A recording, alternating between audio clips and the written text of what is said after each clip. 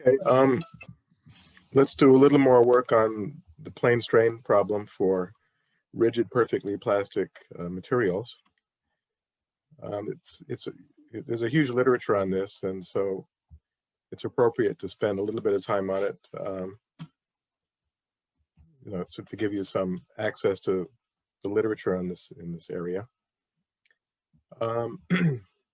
Let's delve a little bit more deeply into the theory. So remember, we introduced two trajectories, one with unit tangent t oriented by angle theta relative to the horizontal, and its orthogonal trajectory with unit tangent s.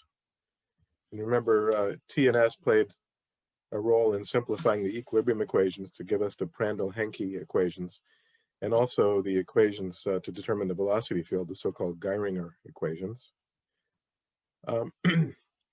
Let's introduce curvilinear coordinates, alpha and beta, associated with those trajectories. So say the t line, we'll call it an alpha line on which the coordinate alpha varies, whereas beta is constant on this alpha line. And the orthogonal trajectory, we'll call it a beta line, a curve on which alpha is a constant. And of course, think of these lines as being continuously distributed in the plane, so that, for example, although beta is constant on a given alpha line, if you move to another alpha line, beta will be a different constant. Okay, that's what's intended here. So it's just an orthogonal curvilinear coordinate system, which you can easily handle by now. And let's use xy notation. x1 is x, x2 is y, e1 and e2, the standard Cartesian basis. And so let's see if we can put these coordinates alpha and beta to good use for us. So for example, the slope of an alpha line at a given point, that's just dy dx, of course, and it's the tangent of this angle theta. So the slope of a curve on which beta is constant, namely an alpha line, is tangent of this angle theta that we had before. And its orthogonal trajectory has a slope then, which is minus the cotangent of the same theta.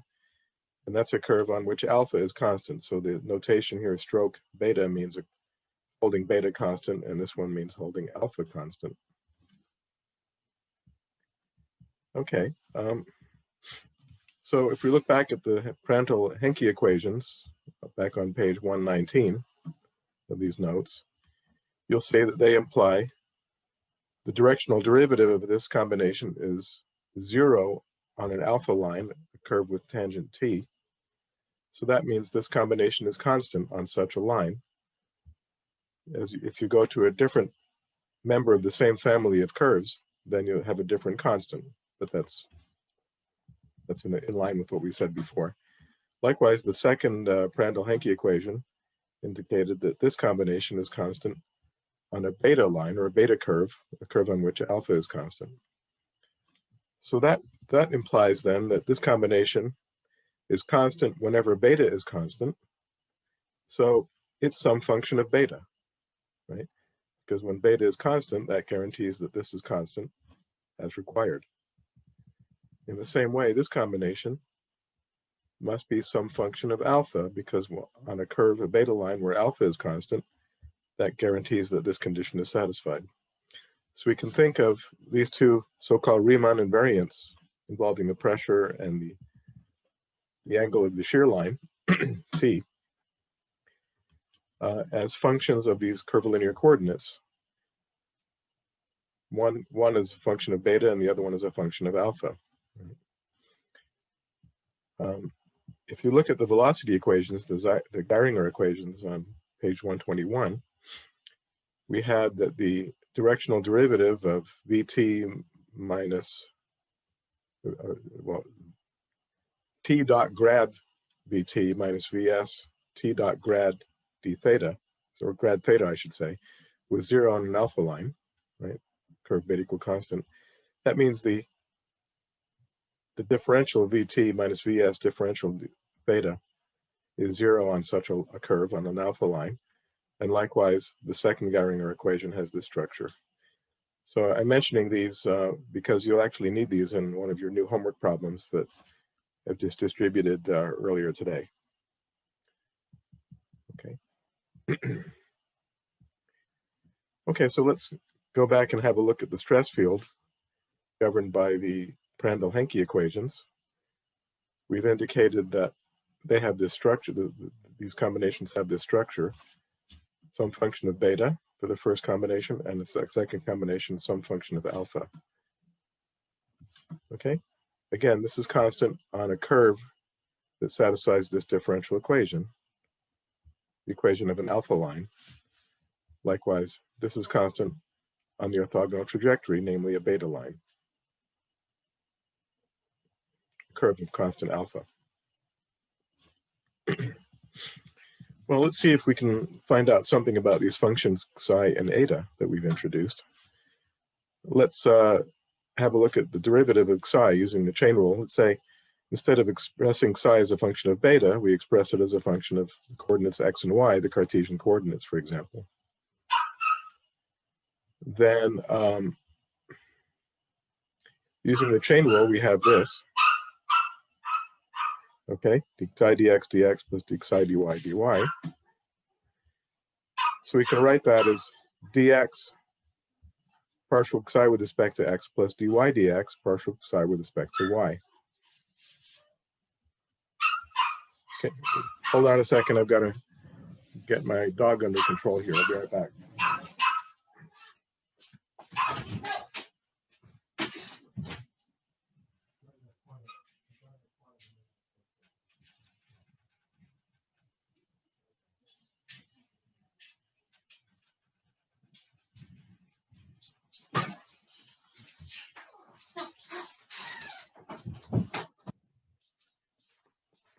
Okay, so sorry for that. All right, so the differential of psi, for example, satisfies this equation, obviously, expressed in terms of Cartesian coordinates. Likewise, d eta, we can write in the same way. The point of this exercise is that let's look on a curve, for example, dy dx is tangent theta. That's a curve on which psi does not change. So d psi is 0 on such a curve. Dy dx is tangent theta, an alpha line. So put that in here and you get that d psi dx plus tangent theta, d psi dy is 0. That's one equation that's involved for this function psi of x and y. In the same way, d eta is 0, right? Because this is constant on these curves. dy dx is minus cotangent theta. So if we substitute dy dx minus cotangent theta in this equation, and note that d eta is 0 on such a curve, we get this second differential equation. And theta itself, if we add the original two equations together, theta is 1/2 psi plus eta. The difference gives you p over k is psi minus eta. Right? So theta is 1/2 psi plus eta. This tangent theta then becomes some very nonlinear function of psi and eta. But these two equations are linear in the derivatives, d psi dx, d psi dy, d eta dx, d eta dy. And they're coupled together because theta, which appears here, is 1/2 psi plus eta. And the coefficient then is a highly nonlinear function of psi and eta. The equations are linear in the derivatives. Such a set of equations is called quasi-linear. Quasi-linear in the sense that the derivatives appear linearly, whereas the function itself appears in a nonlinear way. So that's a difficult set of differential equations to solve for psi and eta. Knowledge of the solutions, however, would tell us these combinations of p and theta, and therefore tell us the stress field. So it's of some interest to be able to solve these coupled differential equations 1 and 2 with the proviso that theta is a half psi plus eta. If we're able to solve that system, then we know the stress field. Okay, so that's a highly nonlinear system. We can attempt to convert it to a linear system. The way we do that is by using what's called a Hodograph transformation. And this is a technique in which we try to interchange the role of the dependent and independent variables. So for example, instead of trying to solve for psi and eta as functions of x and y from this system, that would be exceedingly difficult because this is a nonlinear system. Instead, let's see if we can convert this to a system to determine x and y as functions of psi and eta. That would be interchanging the role of the dependent and independent variables. And that procedure culminates, it turns out, in a linear system, as we'll see, to determine the Cartesian coordinates in terms of psi and eta. And if we succeed in doing that, then we could try to find a way of inverting the solution to find psi and eta as a function of x and y. So that system of equations we want to solve involves these derivatives d psi dx, d psi dx, d psi dy, d eta dx, d eta dy. And the chain rule can then, for psi and eta, can be written in this matrix form, right? The column dx dy. Well, we can invert this matrix equation to write the column dx dy as the inverse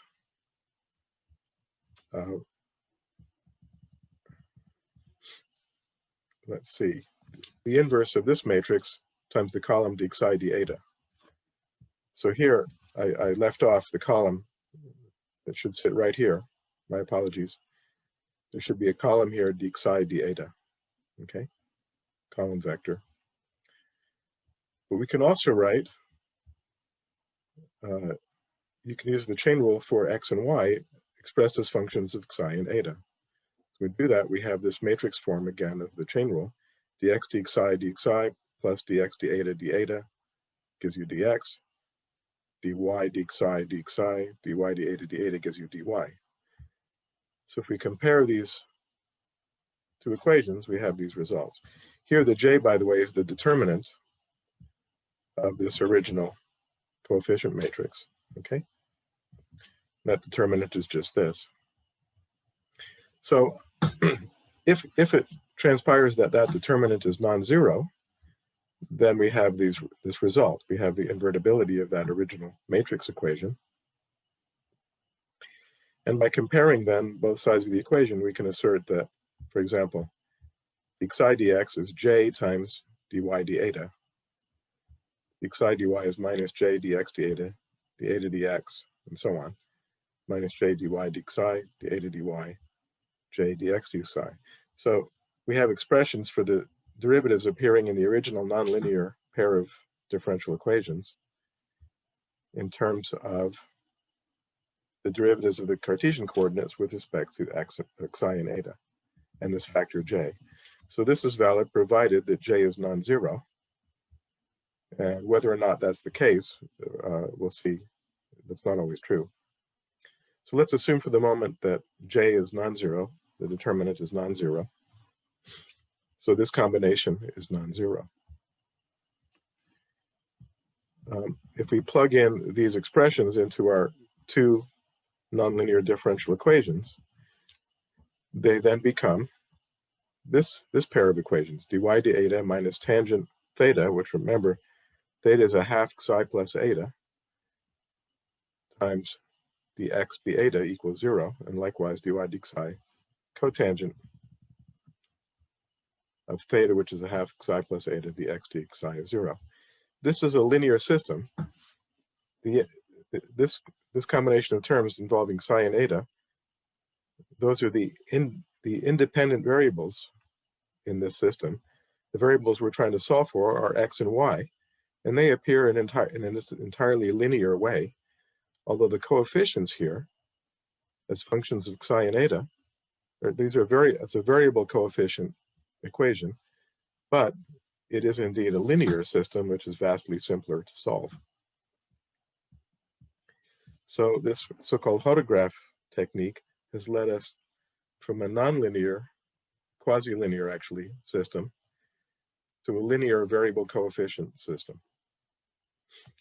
We can simplify it a bit further simply by introducing new Cartesian coordinates, say x bar and y bar, rotated versions of the original x and y coordinates by the angle theta. And I'll let you do that substitution. And so then you can convert this linear system into this nicer linear system, dy bar d eta minus a half x bar equals 0, dx bar d psi minus a half y bar equals 0. It's still a coupled system, but in terms of the x bar and y bar variables, it has constant coefficients. It's a much nicer linear system. And we can decouple them by noticing, for example, if we take an eta derivative of this equation and solve for dy bar d eta, and then put it into this equation, we get this equation which only involves x bar. And likewise, we can solve, we can take the psi derivative of this equation, put the result into this equation, and we get this second order linear constant coefficient PDE. These are now decoupled, right? So if you solve one of them, you solve them both. They're the same equation. In the PDE literature, these are called telegraph equations because these equations arise in the theory of telegrams, telegraphy, somehow. And this is a well-studied system, and you can find solutions to it in terms of Bessel functions and so on. In the book by Hill on plasticity, chapter 6, section 7, he devotes some space to this system. So that's a way of addressing the equilibrium equations, at least in the case when J is not 0, this determinant. And then once you find the solutions, x bar and y bar, you go back and find x and y, and then you have the solutions to this system. Then you attempt somehow to invert the system to find psi and eta in terms of x and y, and plug them into the Prandtl-Henke equations to find the stress field. Okay, that's a laborious task. It turns out, however, that most of the relevant solutions, most of at least the more tractable solutions in this subject, correspond to cases when J is actually 0. That determinant we've talked about, which had to be 0 for the foregoing to be meaningful. The case when J is actually 0 is simpler and has perhaps a wider range of application. So let's look at that possibility when J is 0, which we've excluded so far. So if J is 0, that means this combination of partial derivatives is 0. If you look back at equation 1, which was d psi dx plus tangent theta d psi dy is 0, multiply that by eta y, dy d eta, or sorry, d eta dy. Of course, that's 0. And then use what you get from J equals 0 here. D eta dy d psi dx is d psi dy d eta dx, right? And I've factored out a d psi dy, and here's the d eta dy comes here.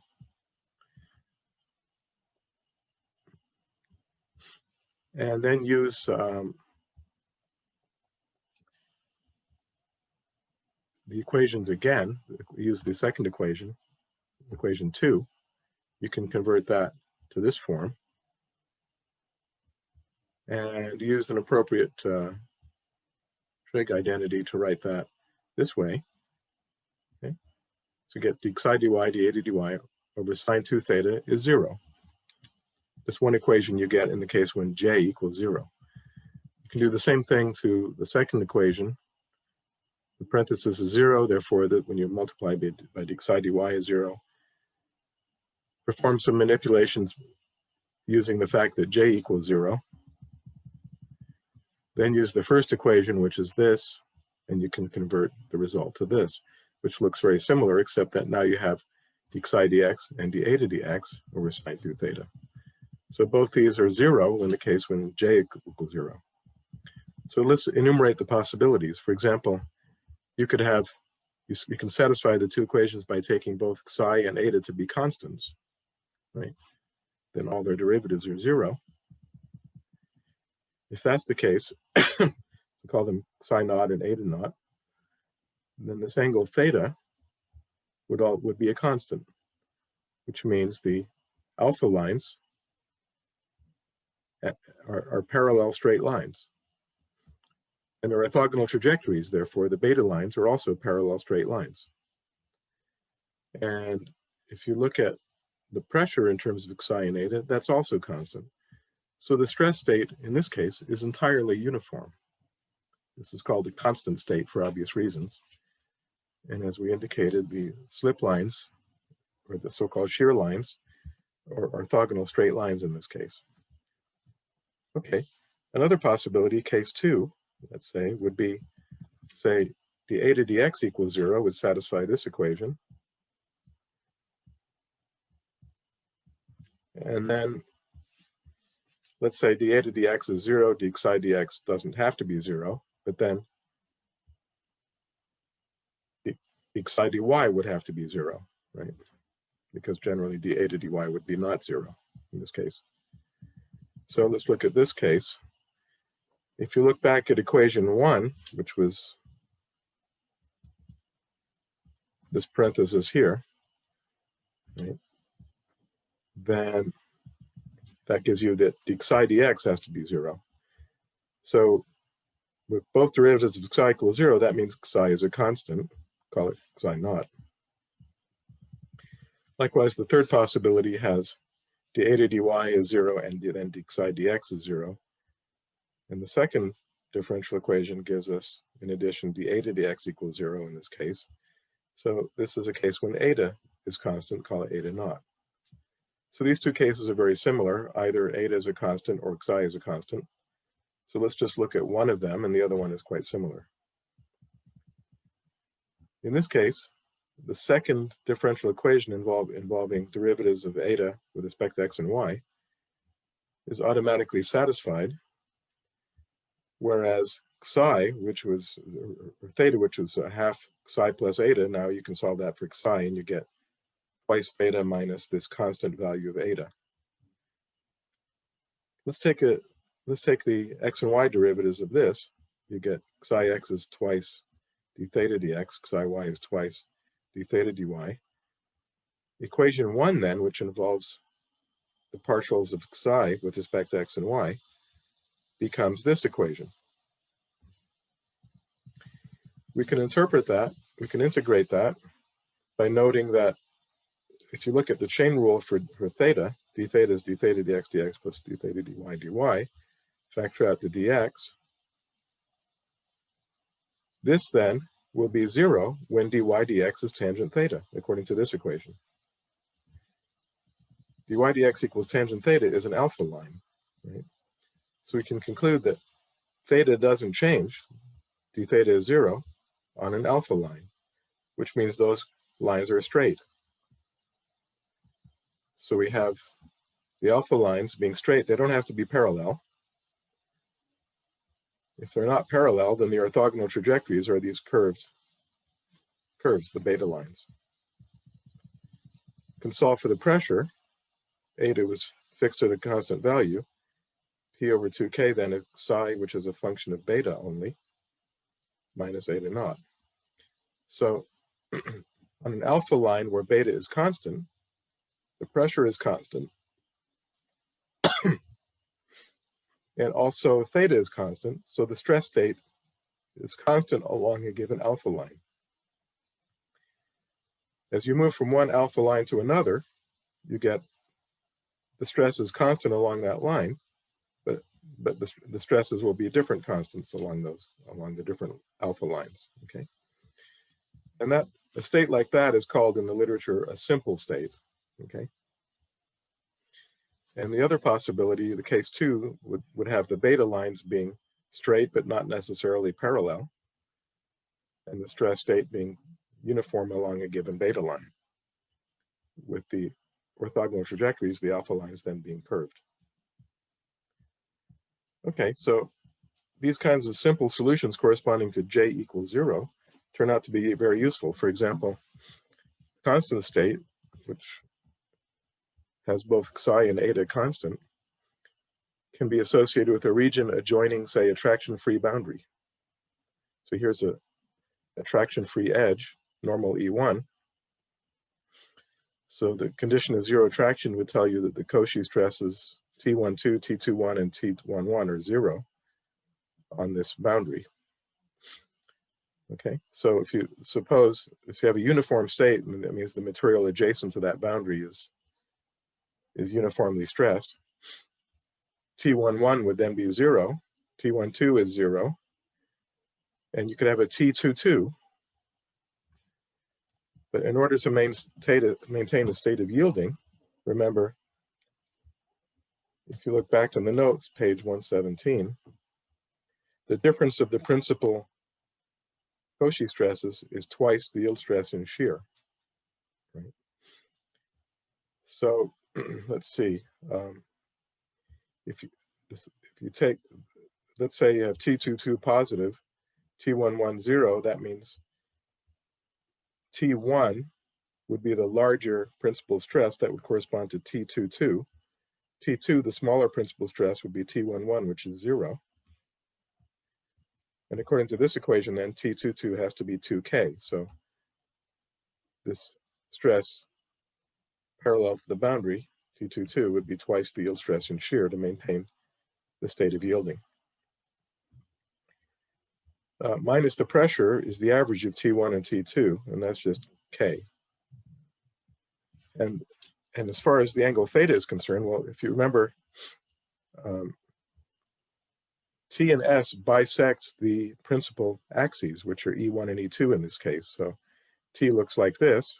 It's an angle at an angle pi over 4 to the horizontal axis. S is its orthogonal direction. Okay, so we have theta is pi over 4. The stress state is entirely uniform.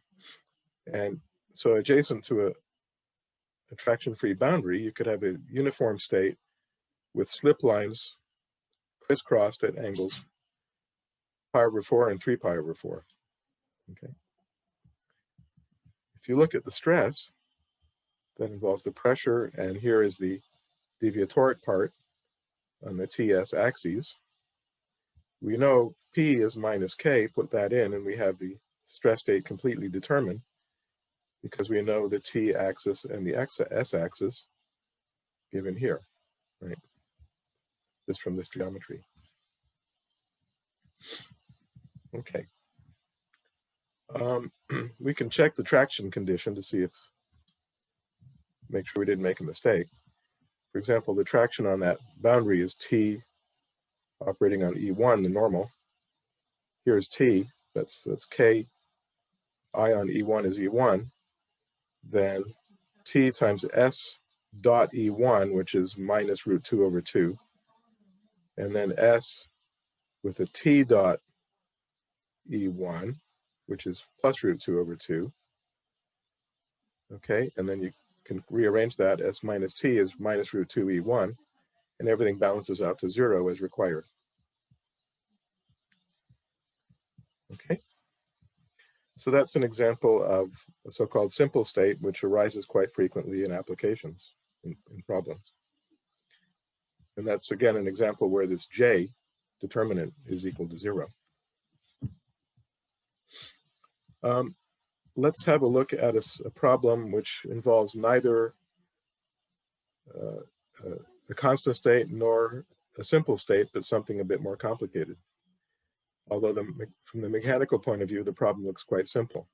Suppose we have a hole in a plate, or a small hole in a large plate. We can model that as a hole in an infinite plane. And let's suppose that hole is traction-free, radius A, and the material lies in the region exterior to this circle. Okay? And let's suppose the material surrounding the whole is entirely yielded. Okay, so let's look to see if we can find an axisymmetric solution to this problem.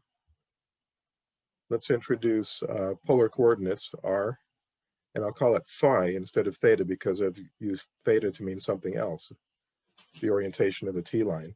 So I'll use phi for the azimuthal angle in a polar coordinate system. And we can introduce a radial unit vector at azimuth phi, cosine phi e1 plus sine phi e2, and an orthogonal unit vector, call it e sub phi, pointing in the direction of increasing phi, would then be minus sine phi e1 cos phi e2. This is k cross er, or e3 cross er, where k is e3. Okay. Having introduced this polar basis, the basis would be er at a given point, er, e phi, and k, the unit vector coming out of the screen. K is e3. We could use that as a basis to decompose our Cauchy stress in this way in terms of components. So here I'm writing it out longhand, not using the summation convention. So a coefficient TRR along with basis element ER, tensor product ER, TR phi, and so on, TRZ, R phi because of symmetry, phi phi, phi z, RZ, phi z, and ZZ, where I've already invoked the symmetry of the Cauchy stress. So if I invoke the traction-free condition, the exterior normal here is minus ER, and enforce that at radius equal to A, I just get this combination of Cauchy stress components equal to 0 at R equals A, which means, because this basis is orthonormal, it means TRR and TR phi are both 0 at the whole boundary, okay? So this is a normal stress in the radial direction. This is a shear stress on the R theta axes, and so on. So we have these boundary conditions, and we'll suppose the material exterior to the hole is yielded. Okay. Well, let's look at what happens at the hole boundary. At the hole boundary, the principal stresses are, let's see, TR phi is 0. So the principal stresses are just TRR and T phi phi. And of course, there's the third principal stress, which could be TZZ, which would just be related to the pressure minus the pressure, if you recall our earlier discussion. Okay, so at the hole boundary, we have the principal stresses T1, T2 is TRR, T phi phi. I don't know which one goes to which. Could be either one. Remember these equations, these tacitly assume T1 is the larger principal stress. So we'll pick out the larger principal stress. T1 minus T2 is 2K. So there are two cases to consider here. Since TRR is equal to 0 at the hole boundary, then either T phi phi is 2K or it's minus 2K, right? If you pick T1 to be TRR, then T phi phi is minus 2K. Otherwise, if you pick T1 to be T phi phi, then it's equal to 2K. So there are two possibilities.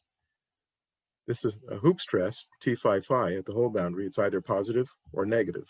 That's consistent with our boundary conditions so far. You can have a positive or negative hoop stress equal to twice the yield stress in shear. Both of these cases are quite similar, so we'll just look at one of them, say case 1, and you can do the details for case 2. It's a trivial modification. So we have TRR minus T phi phi minus TRR is 2K at R equals A, and TR phi is 0. Of course, TRR is equal to 0 at the whole boundary. Okay, let's assume this condition to be true also for R larger than A, exterior to the hole, and then come back and verify it after the fact. So let's try to construct a solution in which this is true. T phi phi minus TRR is 2K. in the material itself, exterior to R equal A, and then we'll come back and verify that assumption. Okay, in your new homework, I'm asking you to work out the formula for the divergence of stress in this R, phi, z coordinate system, polar coordinate system. And you can easily do that because you know how to compute the divergence in any curvilinear coordinate system. So this should be easy. The thing I want you to bear in mind, however, is that ER, for example, is not G1. It's not, well, it's actually it is. The small g's, G sub I, in a polar system, we'd have G1, say, as ER. But G2 is not E phi. Okay, G2 is a phi derivative of position. It's not E phi. So when you work out divergence of T using our small gi formalism, general formalism, I want you to reconvert the result you get into a representation that looks like, that makes use of this basis, these basis elements. And when you do that, you will get the relevant differential equations of equilibrium for us are these. And here I'm using ordinary derivatives instead of partial because I'm assuming that the stress components, TRR, phi phi, and R phi, depend only on radius.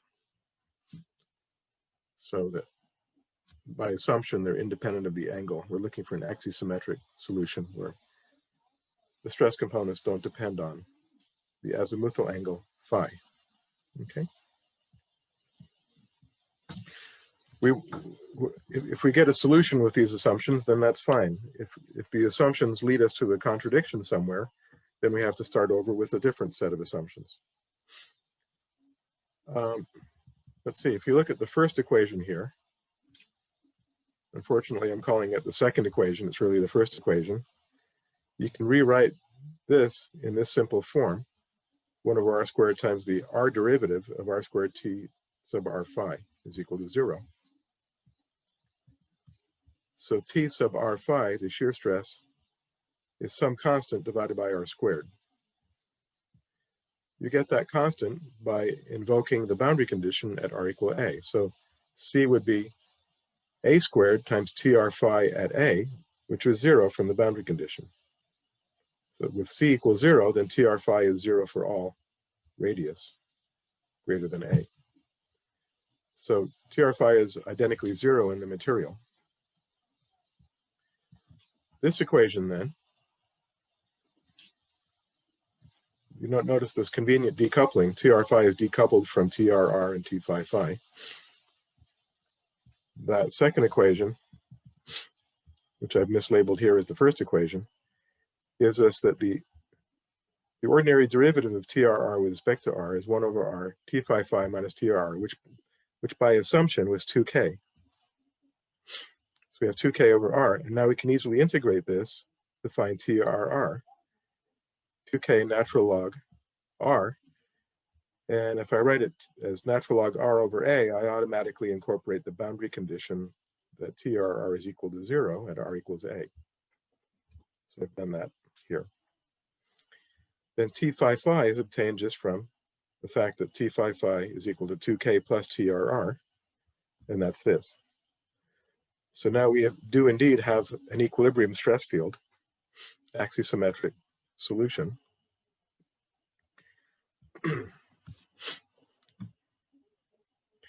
Notice that this natural log here means that TRR grows without bound as R over A gets large. So as you go far away from the whole boundary, TRR grows without bound. Okay. So to be realistic, then you need an exterior boundary somewhere to control this unbounded growth of TRR. In other words, you don't literally interpret this as applying to an infinite medium, but you can match a second boundary condition at some large radius, right? You can say a large radius R equal B, let's say. You can evaluate what TRR must be at R equal B just from the solution to maintain the solution. Notice also that TRR is positive everywhere in this solution, and that corresponds to a tensile traction on the material between the hole boundary and the considered value of radius. And that traction is exerted by the material exterior to that radius r. Okay. Case 2, which we didn't discuss, corresponds to a sign change here, and that corresponds to a compressive external traction. Okay, so we have quite a simple solution, very unlike the elasticity solution. The elasticity solution is nothing like this natural log behavior. To complete the problem, we would need to be able to construct a velocity field that is consistent with this stress field. To do that, we need to look at the deviatoric stress because that's what's involved in the flow rule, right? And the deviatoric stress involves the pressure. It's the Cauchy stress plus the pressure times the identity. And we can find the pressure if we remember that that's minus 1/2 the trace of the in-plane part of the Cauchy stress. The in-plane part of the Cauchy stress here are just, the in-plane part is just this 2x2 submatrix here. And the trace, of course, is an invariant. So the trace in a polar system would be the same as the trace in a Cartesian system. So we can use that fact here. Although we had a trace in Cartesians, we can use the invariance of the trace to write that as TRR plus T phi phi. We know this combination now. It's with a minus 1/2 in front, minus K, 1 plus twice natural log R over A. With that, we can extract the deviatoric part of the Cauchy stress. The relevant components, say, are tau RR, tau phi phi, and tau R phi is going to be 0 because TR phi is 0. From this equation, we get these components. If you look at the TRR solution we had, add this P to it, you get just minus K. And the T phi phi, add P to it, we get plus K. So the polar components of the deviatoric stress are constants. So the deviatoric stress looks like this. Okay? And that's of importance because the flow rule then tells us the structure of the rate of deformation tensor, the symmetric part of the velocity gradient, D. It's that scalar that we always have to determine lambda, non-negative, times tau. So that'd be lambda K times this. So we need to construct a velocity field that delivers a D field, which has this structure. Of course, the trace of this is 0 immediately, right? As you would expect, because we have plastic incompressibility, whereas there's no elastic strain here at all. So, okay, you can see quickly, you can make an educated guess as to what the velocity field would look like. Let's try a velocity field which has the components only along the radial direction, right?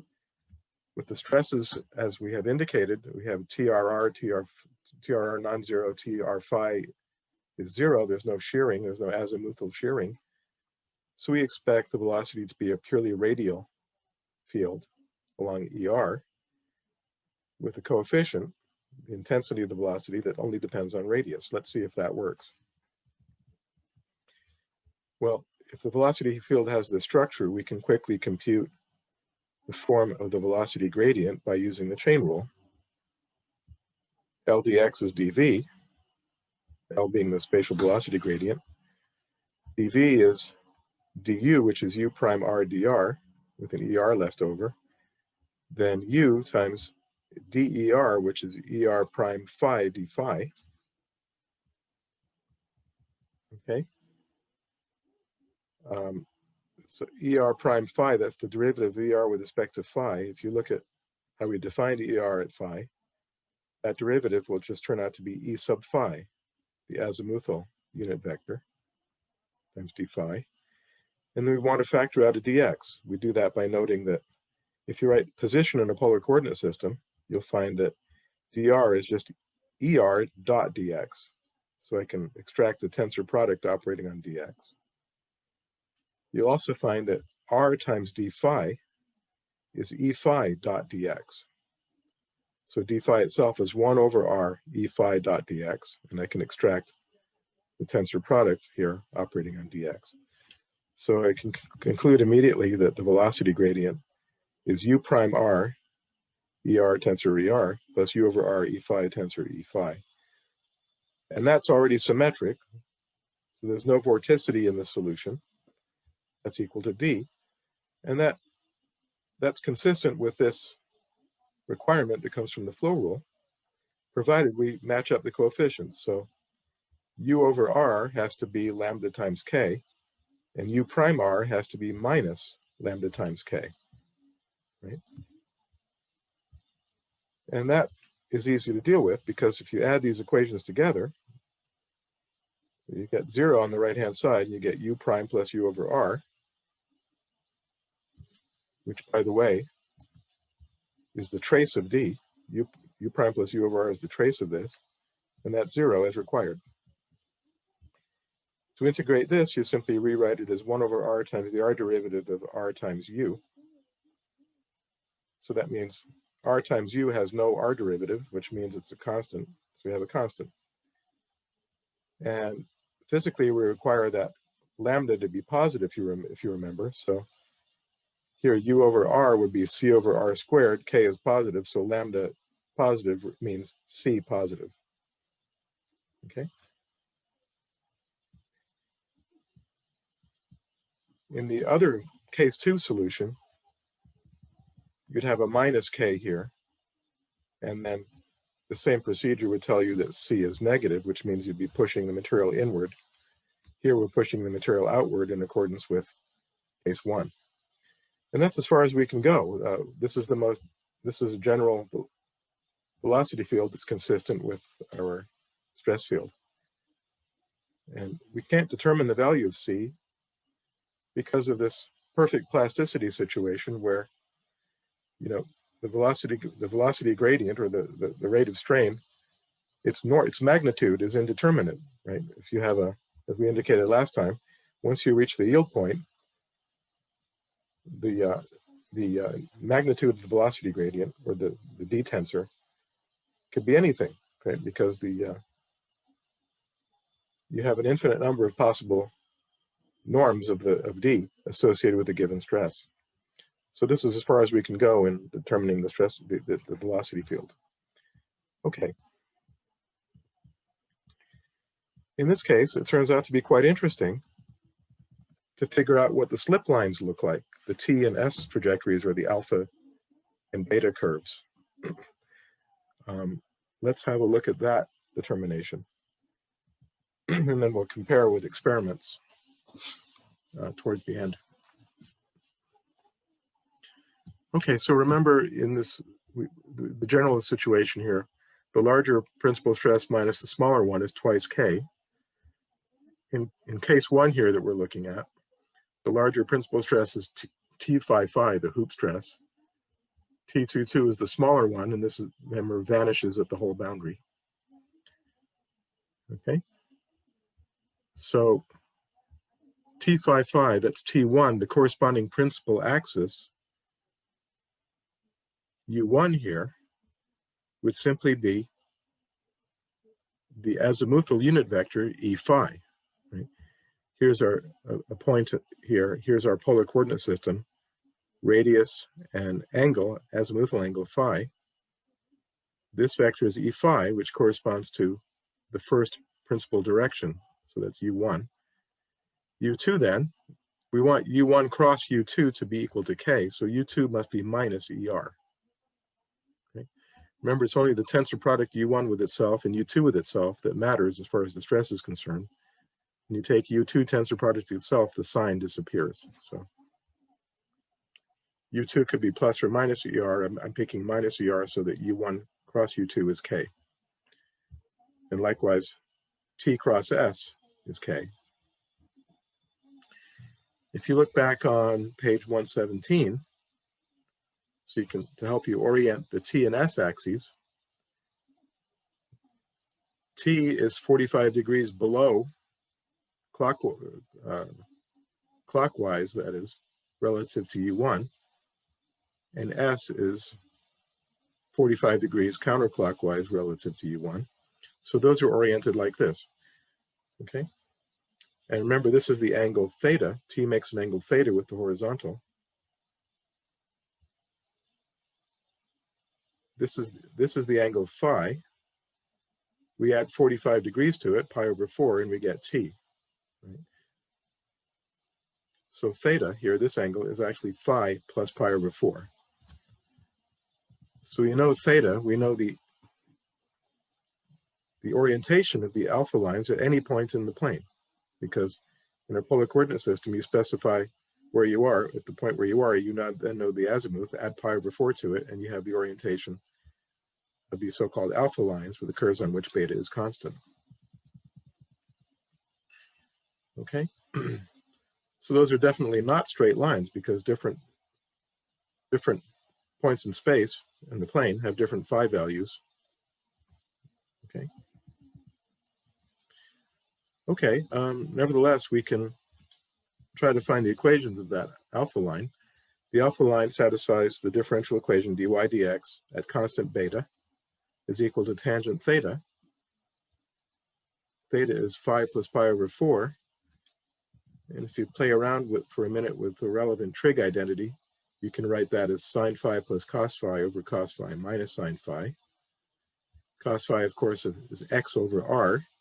Sine phi is y over r, where r is the radius, square root of x squared plus y squared. Okay, so dy dx then, written, we can make these substitutions. We conclude that that's x plus y over x minus y. So we have a hope of integrating this equation, right?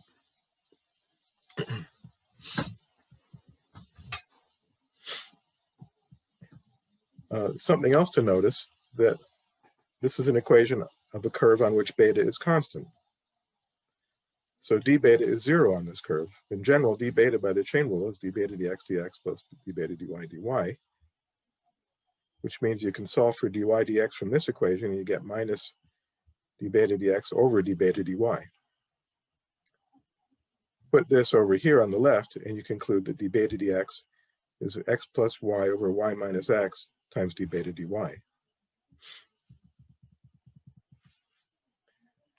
Okay, so we can rewrite this equation then, using these facts, in this form. This is the curve on which beta is constant, so we can write this as this 0 equals this. Okay? So this is the general equation of the alpha lines, the curves on which beta is constant. Okay, so there are two ways to solve this. The first one is d beta dy is 0, which means beta is a function of x. Which means the alpha lines, the curves of beta constant, are the curves also where x equals constant. And those are the vertical straight lines. But that's not possible because those curves are, here's a place where we're violating that, right? Here's a curve, here's the tangent to a curve of constant beta, and that's not a vertical straight line. So we'd have to discard that possibility. The remaining possibility is that the square bracket is 0. Okay? So we have to solve this differential equation for y as a function of x. Does anybody remember from calculus the notion of an exact equation? An exact differential equation? Yes. Maybe so long ago you've forgotten it. Unfortunately, this equation is not exact. It's not integrable as it stands. Because if it were integrable, that would mean that there's some function u of x and y whose differential is 0 in accordance with this equation.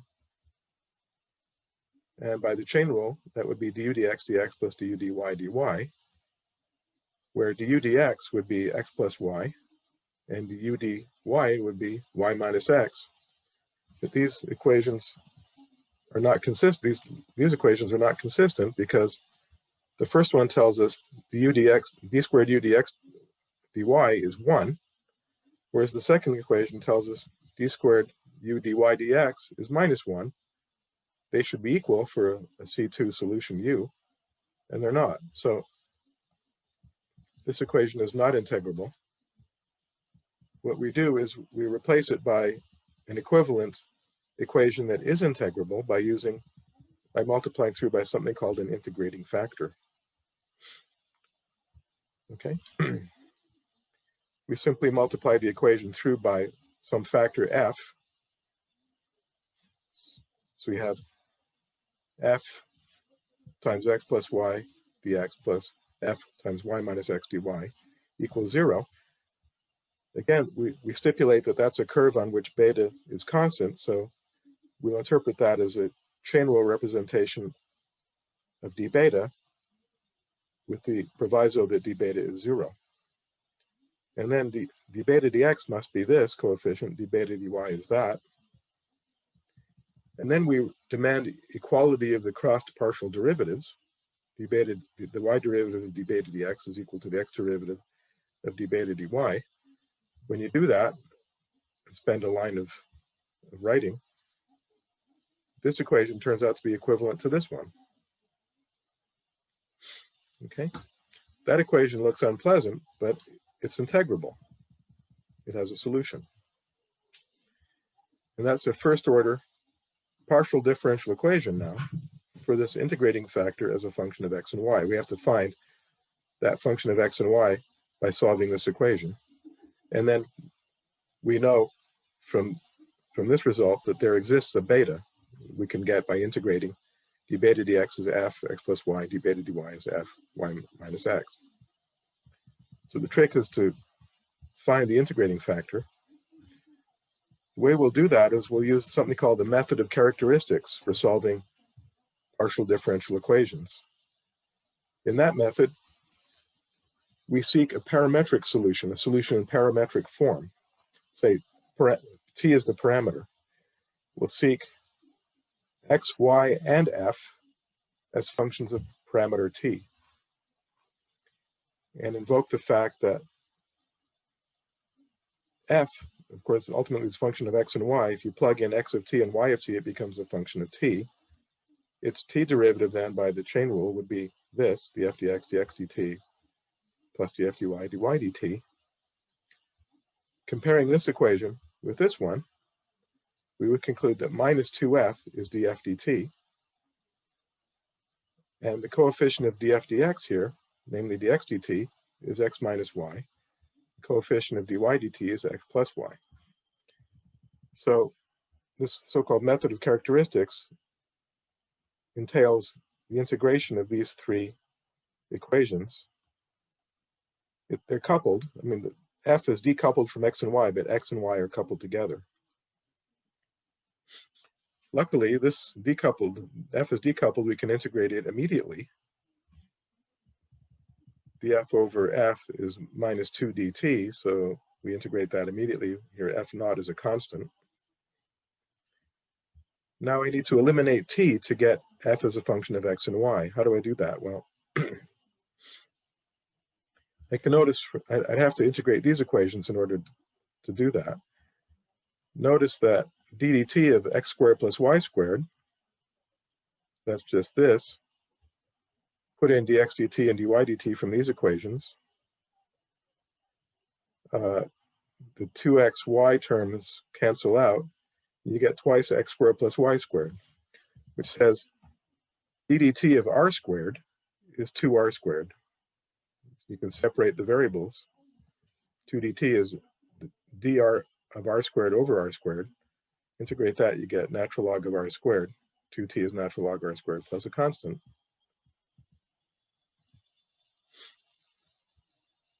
Okay, put that in the exponential here, minus 2t, and you get, because of the minus, you get 1 over r squared, and this combines to give you a constant c. The exponential of that gives you a constant c.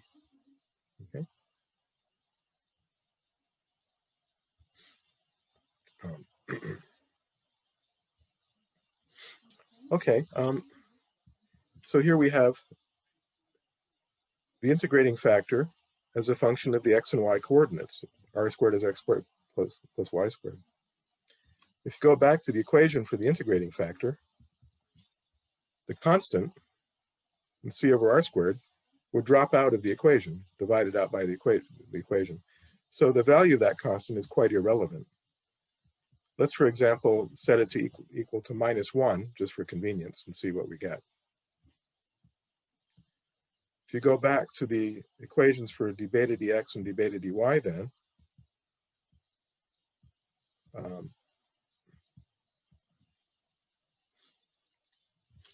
namely these equations here, with the f that we have, -1 over r squared times x plus y, and likewise here, you get equations for d beta dx and d beta dy.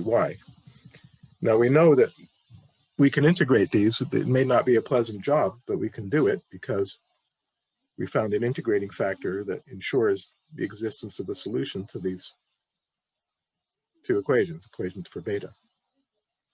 So let's just play around a little bit and see if we can do that. What I'd like to do is I'd like to write the right-hand side as the x derivative of something so that I can just integrate partially with respect to x. Right? So for example, notice that dr dx is x over r, right? R is the square root of x squared plus y squared. Take an x derivative of that, you get x over r. Likewise, x over r squared then would be dr dx over r, which is the x derivative of natural log r. That's good. So we have an x over r squared is an x derivative of something. Can do the same thing for y over r squared. Unfortunately, however, that's the y derivative of something. Whereas I'd like it to be the x derivative of something else, so I can just partially integrate this with respect to x. Well, let's play around with the polar angle. Tangent phi is y over x, for example. So its x derivative is minus y over x squared, which is almost this, but not quite. And of course, its y derivative is 1 over x. That means d phi dx secant squared phi is minus y over x squared, and likewise d phi dy secant squared phi 1 over x. Okay, so let's divide by secant squared, which means multiply by cosine squared. Right? Cosine phi is x over r, so we have that. Put that in here, you get d phi dx is minus y over r squared. That looks good because here we have a minus y over r squared, which we can write as the x derivative of the polar angle. And for later use, we'll notice that d phi dy is x over r squared. So we've done what we wanted to do. We've written d beta dx as an x derivative of something, x derivative of phi minus natural log r.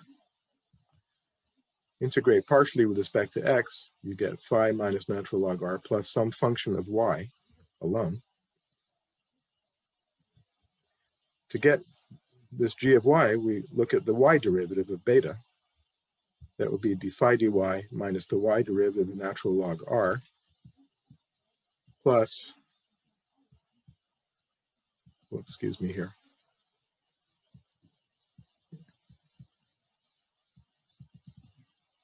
plus this g prime of y, the y derivative of g. We've already computed d phi dy, that's x over r squared. This is minus y over r squared. All that has to be d beta dy. But according to the second equation here on the top, that's x over r squared minus y over r squared. Okay? And that agrees with this, provided that g prime y is 0. So g is a constant. So that gives us the equation of a curve on which beta equals constant, right? So set beta equal to a constant. This gives you that curve expressed in terms of the polar coordinates r and phi. So g is constant. Let's say it's the value of phi at the whole boundary. So phi 0 will be the angle at which the alpha line at the whole boundary intersects the circle r equal a.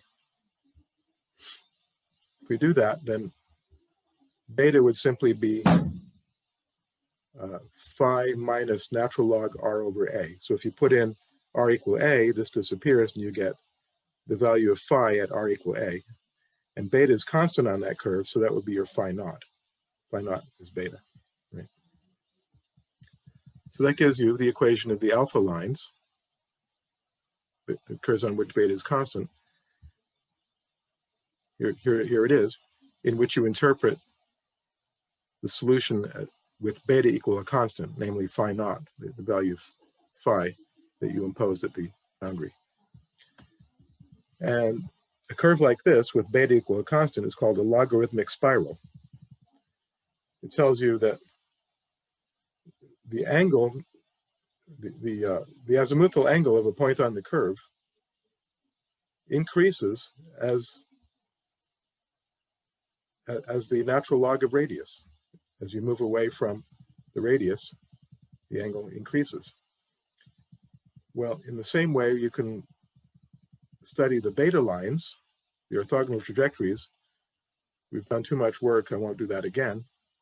And you get this equation here, where alpha is a constant on the beta line. So these are almost the same, except you have a sign change here, and of course, in place of beta, you put alpha. And these are also logarithmic spirals. They're the orthogonal trajectories of these logarithmic spirals. Okay.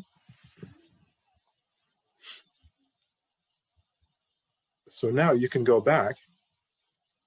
You can write. Remember, p and theta, according to the Prandtl-Henke equations, were functions of beta, psi of beta, and eta of alpha. You can substitute for beta and alpha from these equations, and you can determine the pressure and the angle theta as functions of r and phi, polar coordinates. Okay? And of course, you have to embed the boundary condition also. We've already found the stress state, but you can explicitly calculate the p and theta from the Prandtl-Henke equations. And these are the slip lines. This is the slip line pattern. These are the logarithmic spirals. The curve we went to so much length here to calculate, that's the curves of constant beta, the alpha lines. Right? These are the alpha lines. Okay. As you move away from, as you move out in radius, the angle increases like the natural log of radius. And the orthogonal trajectories, the beta lines, look like this. So that's kind of an interesting pattern of slip lines. Neither a constant state nor a simple state. It's something else. And if you do some etching on a piece of metal, you can actually make out these logarithmic spirals. Here's an experiment. So let's see, according to the caption, slip lines on a surface of a steel block produced by forcing a cylindrical punch into it. So there's some object here in the middle, in the interior, applying a pressure to the material in the exterior. That's not quite the problem we solved. We assumed traction-free conditions at the whole boundary, but the solution with, say, a pressure applied at the inside is entirely similar to what we had. You can easily extend this solution. And most of the solution remains, quite similar to this, to what we've had. And you can see a pattern of slip lines visualized through chemical etching process that looks quite close to our so-called logarithmic spirals. Here's the logarithmic spirals obtained in the explicit solution that we've just done. And if you're interested in more results of this kind, there's a really nice old book by Nadai, a book which contemporary with Hill's book, the same year, Theory of Flow and Fracture in Solids, a very famous book actually by Nadai. in which many solutions are obtained, and also a discussion of that. I did a lot of experiments and confirmed a lot of the predictions of the so-called slip line theory. Okay, so I mean, it's quite interesting to determine these slip line patterns because you can actually visualize them with careful experiments. Okay, another problem I want to talk about is the slip line field near the tip of a crack. So here's the situation we have here. We'll take a large block of material and look at the field in the immediate vicinity of a crack tip. So if we look at the region near a crack tip under a microscope, we would see a situation like this where the crack runs off essentially to infinity. And we have, say, traction-free crack surfaces. We'll idealize the crack as being a mathematically sharp line, half a line, extending here to minus infinity to the left. And everything else is yielded material, or material. And let's see if we can construct a solution using the slip line theory. There's no length scale in this problem, so we can't determine the lengths of these regions that we're going to talk about, but we can construct a solution nevertheless. So if you're familiar at all with fracture mechanics, you encountered things like stress singularities at the crack tips and things like that. And the associated mathematics can be quite daunting and difficult. In the theory of rigid, perfectly plastic materials, the solution is quite simple. And in fact, there's no stress singularity at all. To construct a solution, let's recall these functions psi and eta that we introduced, such that p over 2k plus theta is a constant on an alpha line, some function psi of beta, minus p over 2k plus theta is a constant on a beta line, therefore a function of alpha. And minus p was the average of the principal stresses. The difference of the principal stresses, the positive difference, was 2k. And theta, of course, is the angle that defines the direction of t relative to the horizontal axis s, the orthogonal trajectory. T is minus p identity plus the deviatoric stress, which has this structure. Okay. And here's a solution due to Prandtl, another solution due to Prandtl, in which we construct slip line fields surrounding the crack tip, and then adjoining a region where the material is rigid, in other words, where the stress state is not sufficient to produce yield. So exterior to the pattern shown here, the material is rigid. In reality, it's elastic with a small amount of elastic strain. Okay. So the Prandtl solution consists of three very basic types of solution. So we'll take these faces of the crack above and below. We'll show them separate here so you can see them. Be traction free. And remember, we showed before that in the material adjoining a traction free boundary, you can have a constant state with orthogonal straight slip lines intersecting the boundary at 45 degrees, at 45 degrees, pi over 4 and 3 pi over 4. Okay. And then we'll have another constant state here. I'll call that region 3. And in between, we interpolate between these two regions by using the so-called simple state. Where a simple state was one where we have alpha lines. One of the two families consists of straight lines, not parallel, but they're straight. So the alpha lines are straight, not parallel, but they're straight. And in fact, they meet here at the crack tip. In this case, this is called a centered fan for obvious reasons. There's a center here, and it looks as a fan-shaped region. And that region 2 is called the simple state. And we'll see that we can satisfy all the conditions of the problem with a pattern of slipline fields constructed thus. In region 1, we have a constant state that's compatible with this traction-free boundary. The alpha line here would be, in this case, the line here pointing. So if I call these beta lines, then the alpha lines would be going this way, right, in this region. So that would be theta, corresponding to theta is 3 pi over 4. T22 and T12 are 0 on the boundary, and therefore 0 in the constant state. T11 then would be the stress parallel to the crack line. That would be the larger principal stress, which would then have the value 2K, or if you have compression parallel to the crack, would be minus 2K. Either possibility. So we have, let's look at the solution with T11 equals 2K. That corresponds to tension parallel to the crack. P then,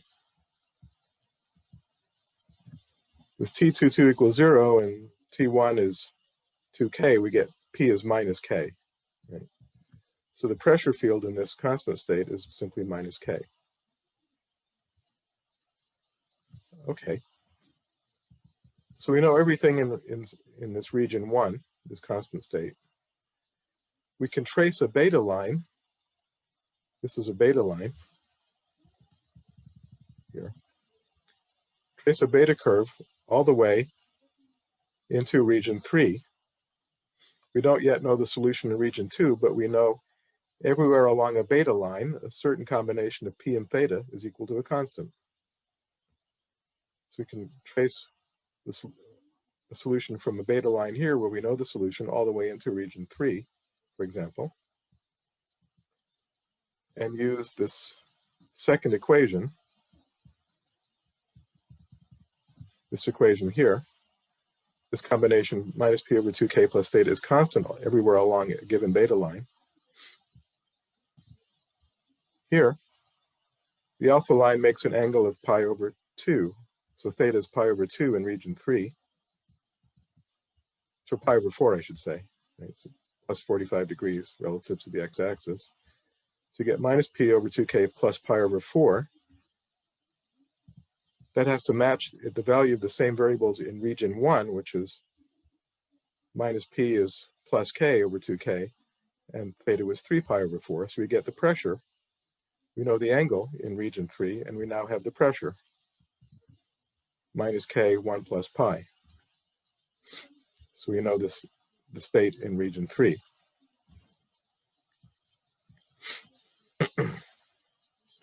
If you want, you can get the Cartesian components of stress, right, in region 3, just by using the general formula, Cartesian components. T11 you can figure out easily. S1, and S1 was minus sine theta. T1 was cosine theta. We get this. We know theta in region 3 is pi over 4. We just get this, and we know P. So T11, for example, is K times pi. T22 we can figure out because minus P is the average of T11 and T22. We just get T22 is K pi plus 2.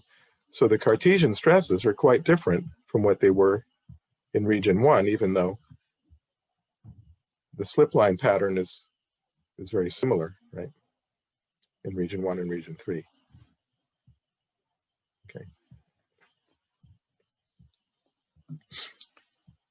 We're almost finished here. In region 2, that's the centered fan region, let's trace a beta line starting from region 1, the constant state in region 1. In region 2, let's see, the angle of the alpha line, we call that theta, that's the same as the polar angle phi, right? So in region 2, according to our proposed solution, due to Prandtl, theta is equal to the polar angle phi. Okay, so we have the same combination, minus p over 2k plus theta, which is phi now. We know theta is minus p in region 1, which was plus k, and the angle theta was 3 pi over 4. Okay. So here's the geometry. The t trajectory is ER. The angle theta is the polar angle. S is E phi, orthogonal direction. So we can immediately solve for P. We know theta is just the polar angle. In the polar coordinate system, you tell me where you are in the plane, and I'll tell you the polar angle. Now we have P as well. And it's variable. The pressure is variable. It depends on phi. And you can check that the pressure distribution is continuous everywhere in the yielded material. So we have everything known about the stress, and that centered fan occupies the region phi between pi over 4 and 3 pi over 4, if you look back up here. So that part of the solution is valid between pi over 4 and 3 pi over 4. And that solves all the equations.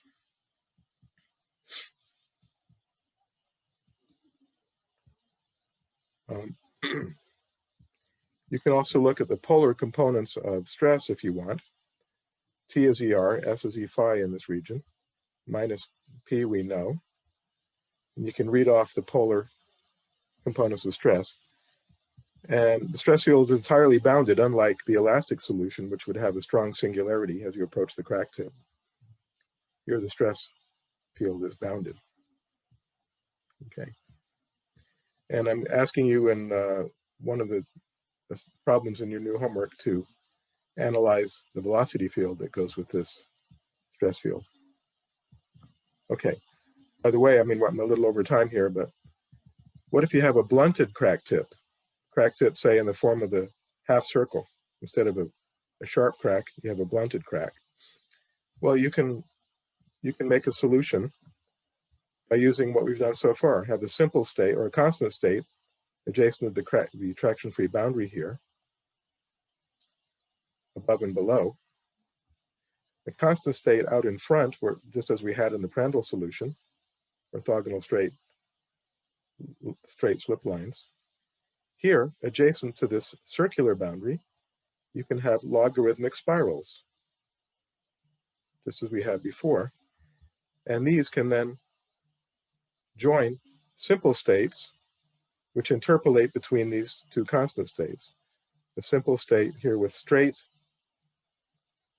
alpha lines and their circular orthogonal trajectories, the beta lines. But this is a non-centered fan now. It's not a centered simple state because they don't focus together at a single point. Rather, they're joining a state corresponding to logarithmic spirals like we had before. So you can construct a number of very interesting solutions just by using simple solutions of the kind we've been talking about. Okay, many more solutions in slipline theory. You can find in the books by Hill, Kachanov, and Nadai, that I've already talked about, and many solutions of quite considerable industrial relevance, actually, associated with metal forming and so on. Okay, so let me stop here for today. I've run over time. And see if there are any questions before we stop.